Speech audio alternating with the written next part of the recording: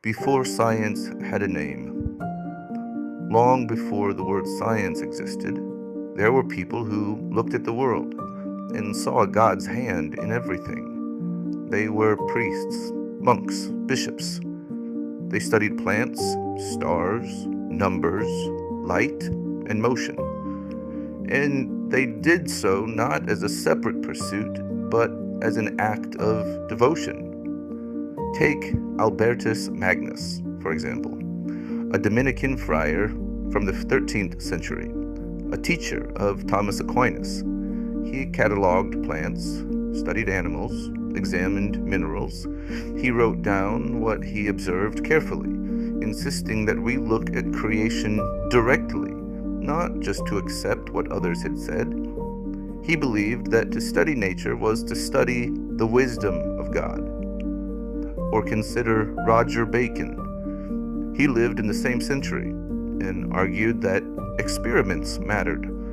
He studied light, lenses, optics, laying the groundwork for tools that we now take for granted, microscopes and telescopes. To him, careful observation was not curiosity alone, it was reverence.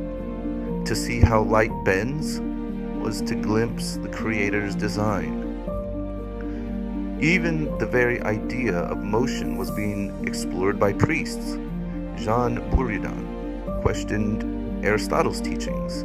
He proposed an early idea of impetus, a precursor to inertia. Though centuries away from Newton, he was already reasoning about the forces that govern the heavens and the earth, and he did so as a cleric. Robert Grosseteste also saw the universe as a mirror of divine order. He studied light and motion mathematically. He argued that mathematics could reveal the patterns God used to structure creation. In his view, numbers were not cold abstractions. They were God's own logic, written into the fabric of reality. And it wasn't only men. Hildegard of Bingen in the 12th century observed plants, minerals, and medicine. She cataloged their properties, studying the natural world with care and detail. Her work was deeply intertwined with theology. To understand a plant was to understand God's wisdom in creation. Even popes joined in the pursuit.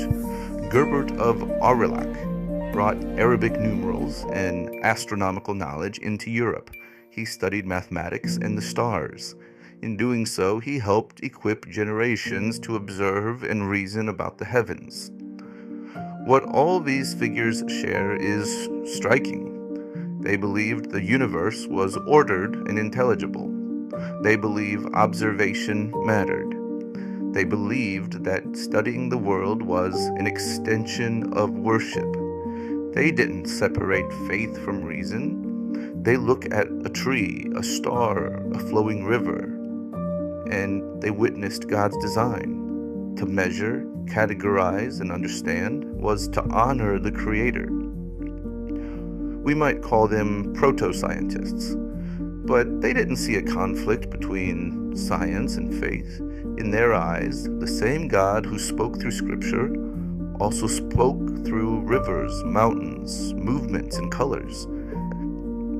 And so to study nature was a form of devotion.